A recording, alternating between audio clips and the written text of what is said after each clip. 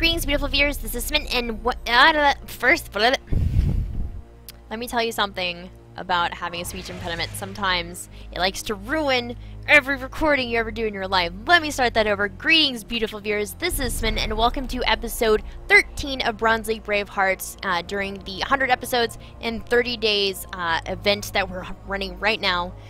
We are spectating. Who are we spectating again? Oh yeah, I had that awesome name. His name is Ayabalor. He is in Bronze 3, I believe. Let me double check my notes. I'm a bad girl. I didn't check right before I went live. Bronze 3, and he is an ADC / support main, and it looks like he's going to be playing support today as Athena. Athena made it through again. We should keep an Athena made it through counter. Like, if you're watching these videos, I want to know by the end of this whole event that we're running, so after these 100 episodes, I want to know how many times Athena got through. Because, like, Athena's overpowered, man. Oh, is that a Ravana? It's a... That's a Ravana. I don't... Let's start at the beginning. Picks and bans. Kepri. Good ban. Bologna, always a good choice in banning. Alquang, Cirquet, Fenrir. Interesting. Maybe they know that somebody's on the other team that likes to play Fenrir. Not a standard ban at all, especially in current meta. He's annoying, but he can be dealt with. I just don't think he's ban-worthy necessarily right now at this very moment in time. Isis has been picking up the bans recently, kind of dying out though because Nuwa is surfacing again. I don't know how to feel about Ravana. I have yet to play a single game with that god. Like, 0 worshippers. Like, never, ever. I played him in a practice map on the PTS whenever that patch was out, and that was it. I didn't see him being relevant at all, and, well, here he is. Okay, taking a look at the lanes. Athena, Neith, already, and Thor. You guys have an insane late game. You have an insane early game and an insane mid game. The global ultimate, the global presence from your team is going to be really annoying. Global ults are so good. I wish there were more. Like, I know... there can't... Like, every god can't have a global ultimate. And then it just becomes redundant and not nearly as hype. But, like, I wish that one of the next gods to come out has, like, a global. It's been a while since we've had a global ultimate introduced into the game. Let's look at team comms. So, Neith, Athena, beautiful clear. Not gonna have any problems on their own. Now they're up against the Sylvanas and Cupid, which is gonna be fun.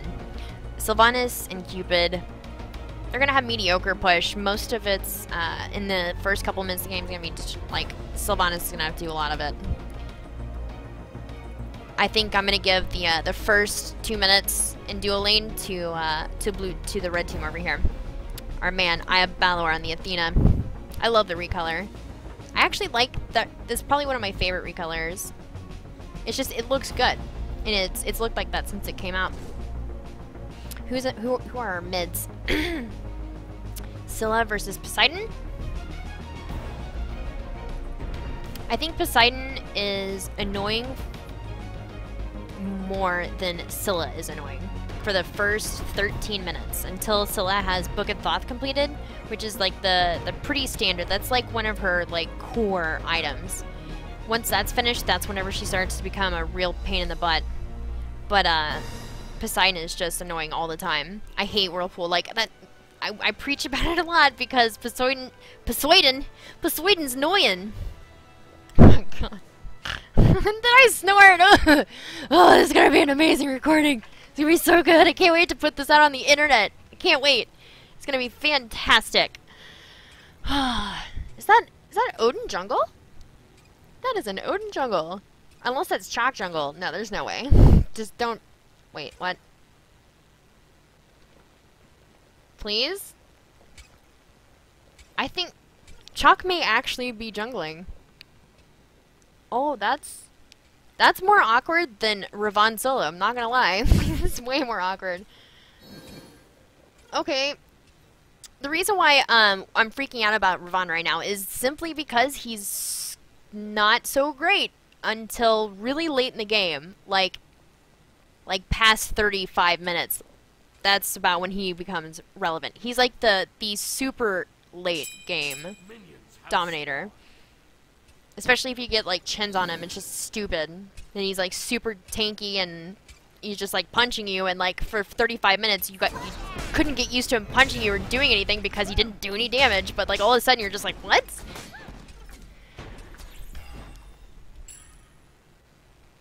What is your start? Watchers, yeah. Since you guys will have you'll probably have the lane dominance, unless you guys get poked out early. You should have lane dominance, so Watchers was a good idea here. Poseidon, or Sylvanas also got Watchers. Both of you guys have the same start, that's cute. Very nice. You guys cleared way early. Oh, you guys have the absolute advantage. Okay. Oh my god, already. First blood. Okay.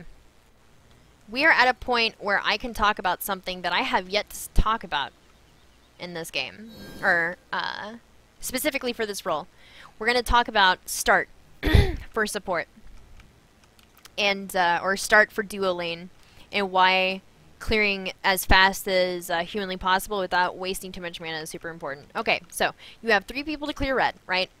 Your support should start it, your ADC should hit it second, ADC kites over this way, and then goes outside of this stone circle, leashes the damage back onto mid, so that way it runs all the way across here, and by the time it gets to your mid laner, it should be relatively dead, and then, you know, they can quickly and easily get to mid lane.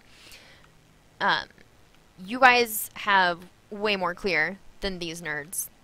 I mean, I'm actually really surprised it's a Poseidon. Whirlpool isn't going to do too much once it... I mean, it's only level 1, so it's going to take quite a bit for them to clear up, but I'm surprised, like, Cupid, Sylvanas, not much instant clear by themselves, especially at level 1, so you guys, going into this, once you guys get to this lane here, let me speed up, because it's going to be a little bit easier to explain. So come over here. Once this camp is really close to dead, as ADC, I prefer to come over here and start the buff. Oh my god, you're doing it! Neith, I'm so proud of you, you're doing it! The reason why I like that is because then, you know, it relieves some of the pressure off of your support from taking too much damage. Or taking a lot of damage there, that's fine. They got to that camp really late. Okay. So at this point, when you are in duo lane, and you guys have just done the first purple buff of the day, and you're getting to the lane, your one goal after dropping purple is to immediately get to that lane as fast as you possibly can. ADCs, because, alright, let's look. There's 6 minions to the wave, and they're naturally killing each other off right here, because everybody is getting buffs.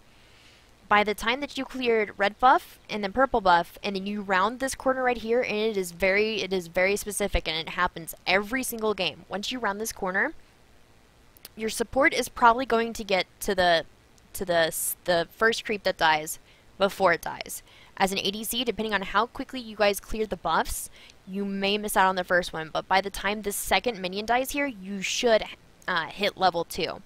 And if you hit level 2 and clear this wave before your enemy even shows up, or if you clear it faster than they do, if they are there, then you guys get to engage first. So that really establishes lane dominance and sets you up for the rest of your early game.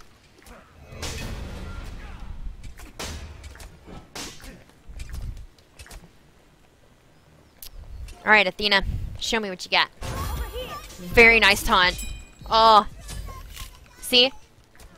Because they got to the wave first and cleared that out first, they hit level 2 first, which meant they got to engage first.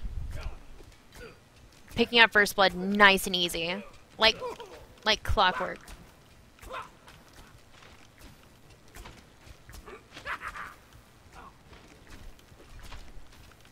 I like, careful. Chalk died to... No, so, okay, it is Odin jungle. Good. Why did Odin go Smithy's hammer? I'm not sure why you would go Smithy's hammer for jungle Odin. Shouldn't you get Bombas? I'll have to ask Reppy or Weekend or somebody about that, because that doesn't make any sense to me. It gives you a little bit of power, or no, it doesn't give you any power. Oh, you almost got pulled there. The stun is good. If Cupid had waited for the wave to get pushed up a little bit more, and if Sylvanas had waited to use his pull, they could have comboed them your Neath right there. You got them on defense. Okay. Here's something else that you guys can do to punish early. In this very specific situation, you guys got first blood. Now, Cupid is back in the lane, but you can see they're right here next to the tower. So they're playing super defensive right now because you really kind of chipped away at their morale. I mean, you killed them before like a full 60 seconds had passed on the clock. It was 53 seconds when you got the kill, so that really kind of hurts your pride a lot in the game because you don't know anything else about these people. Like, you guys don't know anything about each other yet. You don't know like how aggressive they're going to continue to be. Like, there's that threat now that you guys could do that again.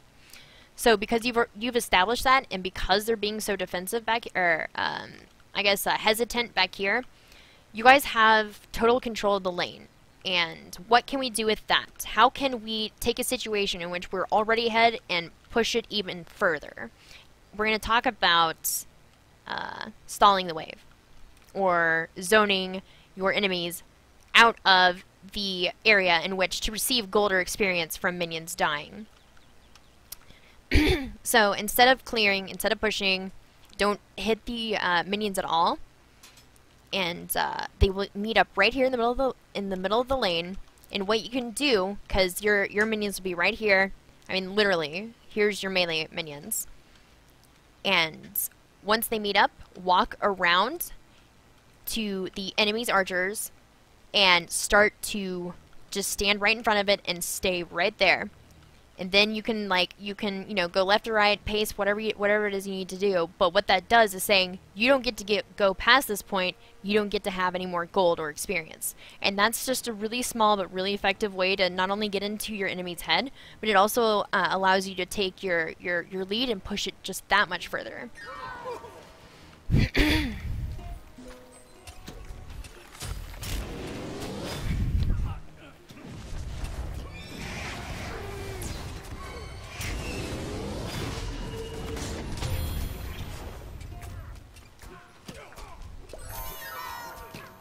See, because if, like, doing that is also smart because it forces them to come out. They have to make a decision at that point. They have to decide whether or not they're going to come out and get any experience or get any gold.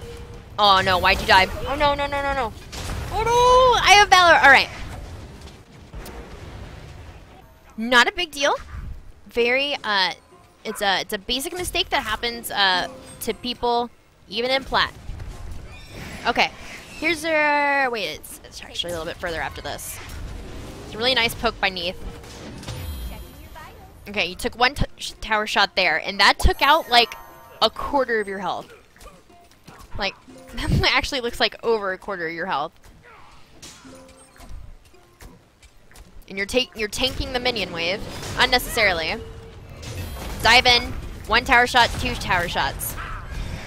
Now, I see what you're trying to do there. It looks like, I mean, you see that Thor's on his way to gank. And you're getting impatient. You're getting impatient. That's how you lose your lead, is by being impatient. So if there's any I guess anything that you could do in order to make your games a lot easier, try to be more patient. Just wait, just relax a little bit. Just see what happens. It should be in my jacket or out in the car. My jacket's on the seat. In there.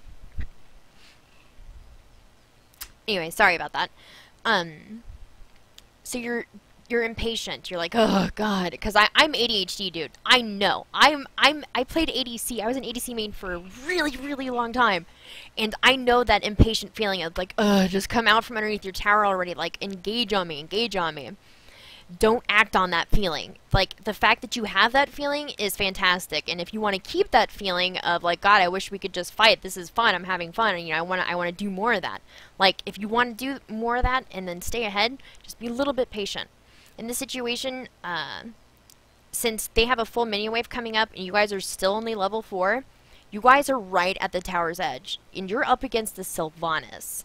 Sylvanas can pull you under that tower. He's only level 4, he doesn't have his ult, so he can't necessarily keep you under there unless he root stuns you as well. I see where you're going with this because your jungle was rotating over. Is he level 5 yet? No, he's level 4. Okay, so this probably shouldn't have even happened at all. Getting impatient because you don't want to waste time because the early game is really, really important. And it looks like the Thor wanted in on the spoils. Seeing the Thor, you wanted to come in and taunt him.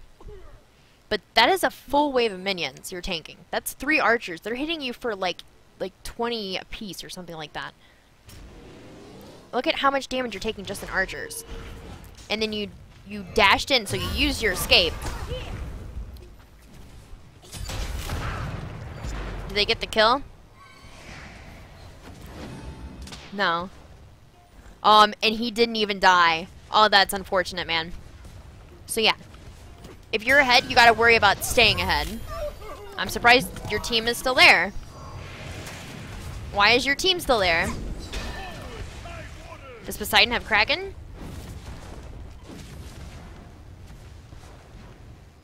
He does. Neath is really lucky that Poseidon didn't use it there, and I'm surprised he didn't. He must be getting poked out pretty hard by Scylla. What is it, 24 up against 25? So they're about dead even, honestly. Okay. All the advantage that you had in the lane to this point has been basically nullified. You're back down to like just straight even. While you were going in for a kill and it made sense, and that's something that you can do. That strategy that you employed at 3 minutes is actually a lot more effective closer to like the 13-minute mark. So like the actual behavior isn't incorrect. It's the timing at which you decided to, you know, do the behavior. So you can use strategies like that later on whenever you've got a little bit more health built, and it'll work out, you know, a lot differently. But you aren't even level 5 yet. I would definitely not tower dive. Traveler's Shoes, yeah. Traveler's Shoes is a lot of fun. Ooh, good timing. The wave is pushed up a little bit. I see where you're going with this.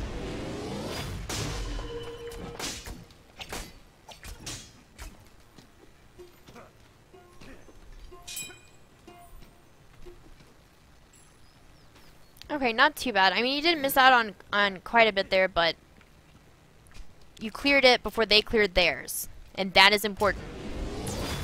If you clear your buff first, while there's a fresh wave coming up, and they have yet to do theirs, or they have just left to do theirs, what you should do, you have one of 2 options here. You can either push this wave and then back. Usually, this typically whenever you see ADCs and backing for the first time is around this point. Or you can try to invade. So you can push this wave really hard, so clear it really quickly. Like, go ahead and just dump a couple of abilities, but not all of them. Make sure you have mana to engage, because what you're going to do after that is you're going to try to invade on their buff.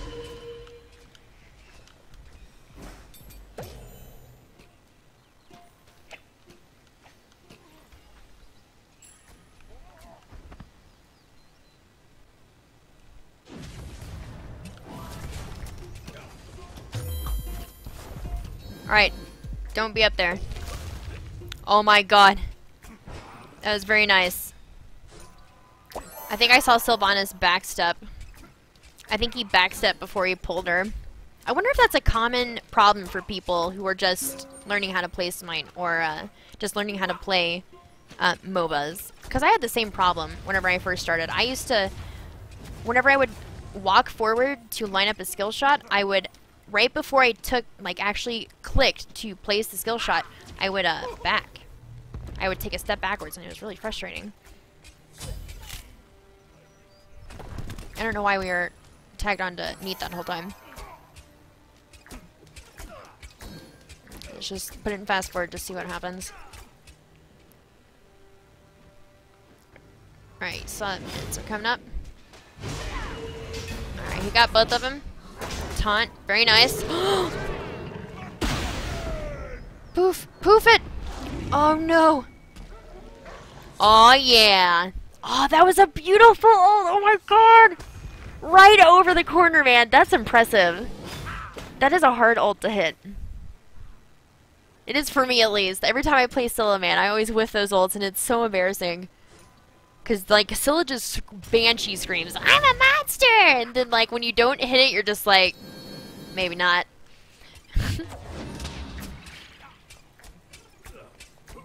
Just farming the XP right now. There's a little bit of lag in the spectator client. Smells like someone's cooking up a killing spree. How is Ravon killing anything? And why is he going Ansel? That gives you magical protection. There's only 2 magical on the other team. Oh lordy. Oh, rip. He's killing people with it though. He's 3-0.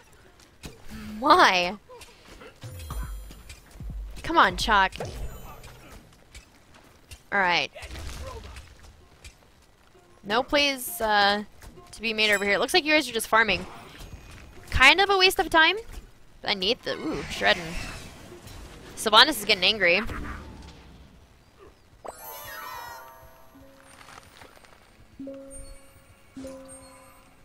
What are you just waiting for level 8? Or are you gonna try to engage on this wave?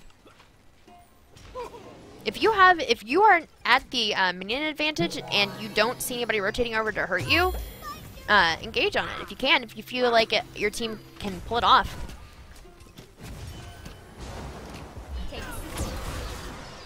Oh, unfortunate. Oh my god. Alright, Cupid ult is down. Oh, and he's taking a lot of damage. Thor's here. Where did Thor go? He came over for a second and then he just like bailed. Oh, he took the damage. Alright, you're out of mana. Oh, your Thor's still in there though. Your Thor's still in there. Oh! 2 kills for 1. On the Cupid and the Sylvanas. I'd like to see a kill on that frickin' Odin, but he's got Runeforged already. That's so odd to me. Look at how much damage you guys have done to this tower. Your job in this lane is over. You've absolutely dominated this lane, and your Neith is going to have a fantastic time continuing there. You honestly could have left the lane a little bit earlier to go make plays in mid and solo, simply because Neith has fantastic wave clear. She can pretty much handle herself for a long time. As long as she like saves backflip for needing to get out of a situation, she'll be fine. So you can actually feel comfortable going to different places on the map trying to make plays, because that's your job as a support player. Like, you in jungle, you guys are the playmakers.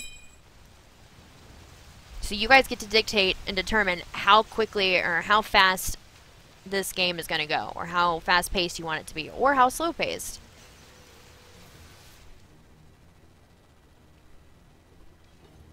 See, what? Are you kidding me? Ninja Tabby into Fatalis. That's gonna hurt you. And she's doing stupid amounts of damage with it. Oh my god, the client is so laggy.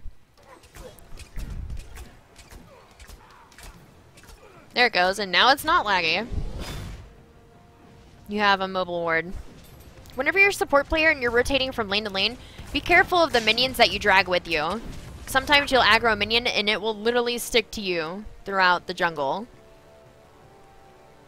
If you can't avoid it, just try to kill it off. Or just be faster than it so it'll de-aggro and run back to the lane. What is that Neat build?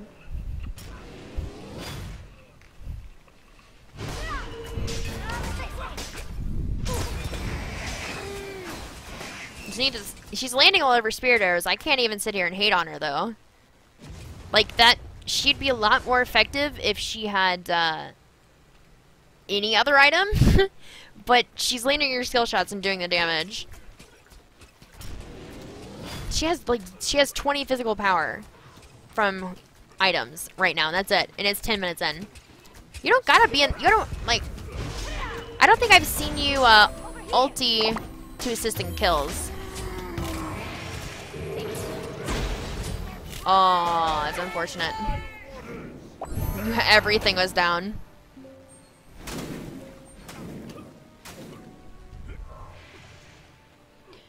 Athena has an amazing ultimate.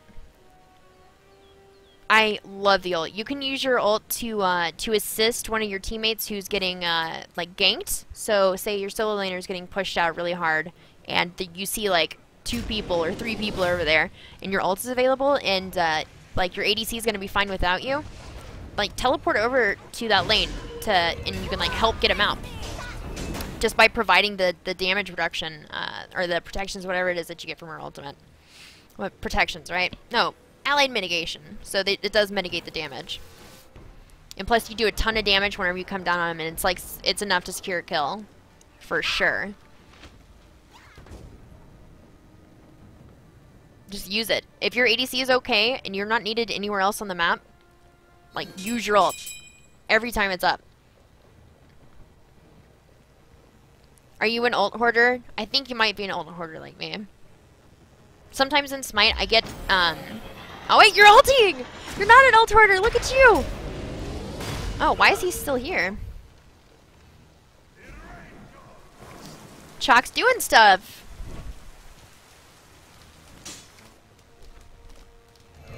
I mean, you didn't necessarily have to ult there.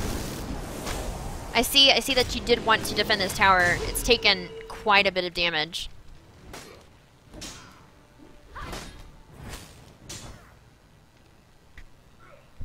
Neath died. It's because she's got Devo now. I don't. Oh my goodness, your team's getting wrecked in mid. See, that's one of the problems with choosing when to ult. There's also a kind of like a Goldilocks method with using your ultimates in this game.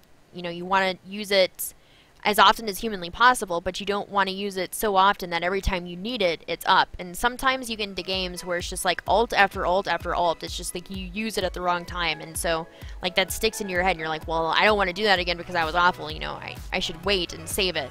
And then you usually end up holding on to it for too long. In this instance, you used it to go assist your teammate who was getting pushed out of lane. He wasn't in super direct risk of losing his tower since Chalk is still, well, at that time he was, yeah, he's at half health.